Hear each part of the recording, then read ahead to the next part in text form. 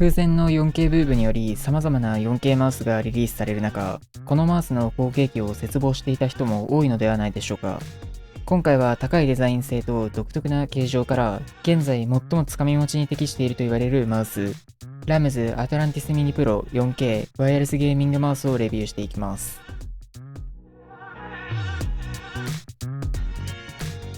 こんにちは、マキです。今回はラムズからリリースされたアトランティスミニの後継機アトランティスミニプロを紹介します。アトランティスプロシリーズはアトランティスシリーズの完全なる後継機であり、追加で 4K ドングルを購入することで 4000Hz ポーリングレートに対応するモデルです。今回いただいたカラーはエレガントブルーであり、他には同じプロシリーズであるポラーホワイト、初めから 4K ドングルが付属するチャコールブラックがラインナップされています。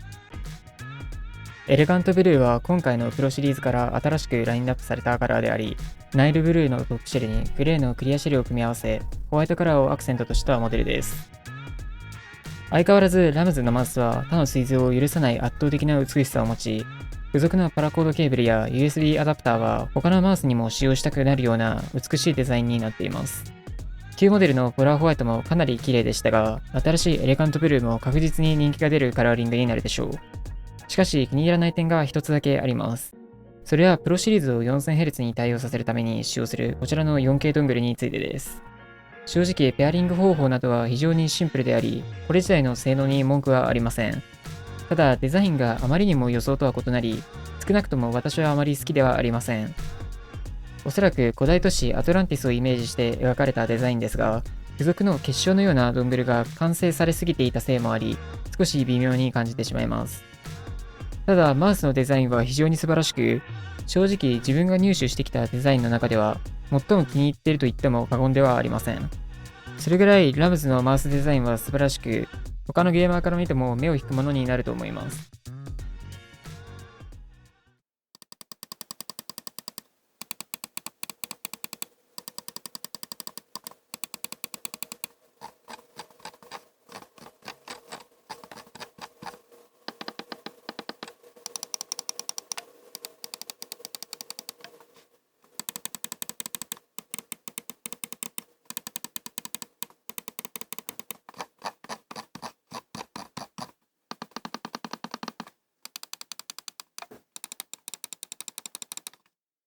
旧型モデルであるアトランティスミニから変更されたポイントは主に2つ存在します。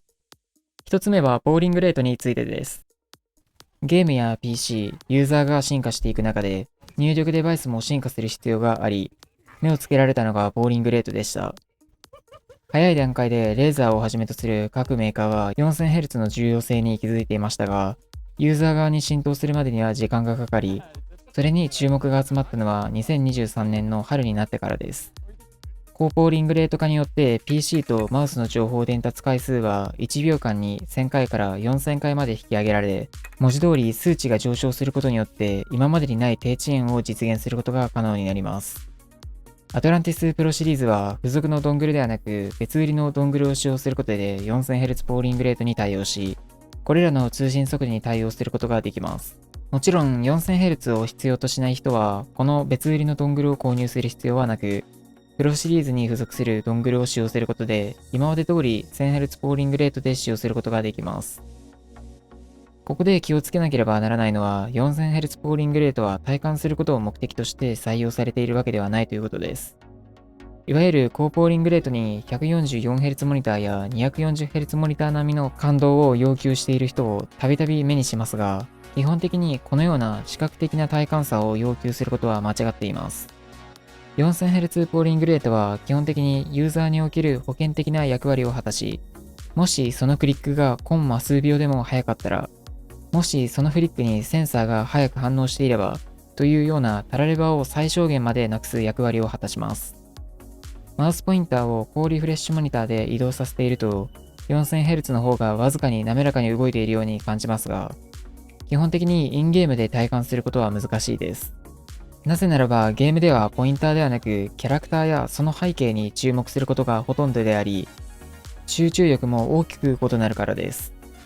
それはつまりポインターで動かしている物体ではなく GPU によって書き出された映像をモニター越しに見ているだけと言えます。つまり、インゲームで明らかなパフォーマンス向上が見られるというものではなく、あくまでもコンマ数秒の世界で勝負したい人が必要とする性能ということになります。2つ目はコーティングについてです。旧型アトランティスミニはチャコールブラック以外コーティングが施されておらず、品質は悪くないものの特別な仕様はありませんでした。しかし、アトランティスプロシリーズではポラーホワイトとエレガンタブルーの両方に UV マットコーティングが施され、サラサラとした触り心地からわずかにマット感のあるコーティングに変更されています。それに合わせ、もともと質感の良かったチャコールブラックもより手触りの良いコーティングに変更されているようです。正直、旧モデルでも十分高品質に感じていたため、自分は特に気にしていませんでしたが、傾斜があるマウスにおいて滑りにくくなり、かつフィーリングが良くなることはメリットしかないので、4000Hz に対応させただけではなく、このようなマイナーチェンジを行ってくれたことは評価できます。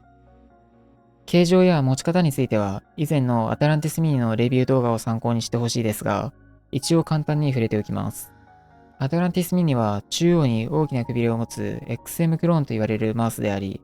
特に指全体と手のひらでホールドするつかみ持ちに向いていて、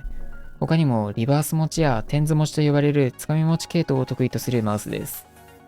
くびれはかなり急に設けられ、逆ハの字と呼べる傾斜を持ち、マウス後方は Y 軸と Z 軸方向に大きく膨らんでいます。同系統のマウスとして忍術を空やパルサー X2 などが挙げられますが、正直これらとは異なり、他と比較してかなり手のひらに馴染みやすい形状になっています。例えば忍術を空と比較したとき、明らかにアトランティスミニはくびれが細くなり、頂点が高く、サイドボタンが手前にあります。これにより空よりもよりサイドがホールドしやすく、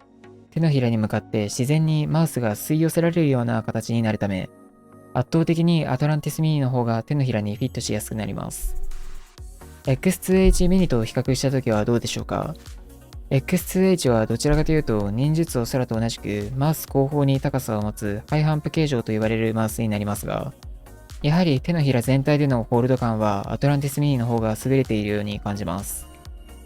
また仮にかぶせ持ちをしようとしたとき、X2H やマウス後方に高さが偏りすぎているため、形状的にはほぼ不可能です。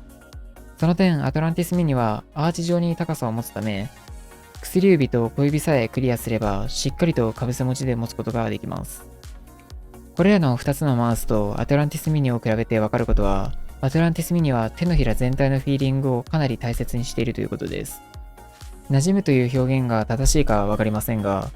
おそらくほとんどの人はアトランティスミニを持った後に X2H や空を持つと手のひら一部分への圧迫感を感じると思います。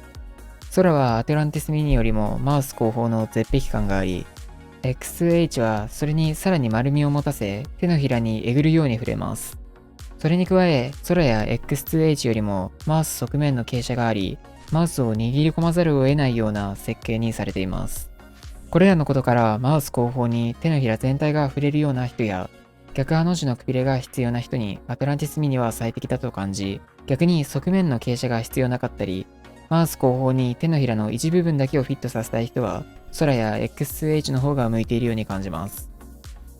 ここまでのレビューを見て気づいた人もいるかもしれませんが、現状 4000Hz ポーリングレートを必要としない人は、旧モデルからプロシリーズや 4K シリーズに買い替える必要は全くありません。確かに MCU がノルディック52840に変更されている点を考えれば、旧モデルのアトランティスミニと同設定で比較しても低遅延化されている可能性は十分考えられますが、そのためだけに買い替えるのはあまり得策とは言えないでしょう。重量やスイッチなどの変更は加えられておらず、形状も全く同じだからです。しかし、今から初めてアトランティスを購入しようと考えている人は、確実に旧モデルではなく、プロ 4K シリーズを購入することをお勧めします。特に今 4000Hz を必要としていないという人でも、MCU が最新になり、たった数千円でいつでも 4000Hz 化できるのは大きなメリットと言えます。順当に 4000Hz に対応させた RAMS と唯一無二のデザインクオリティは相変わらず高く評価できますが、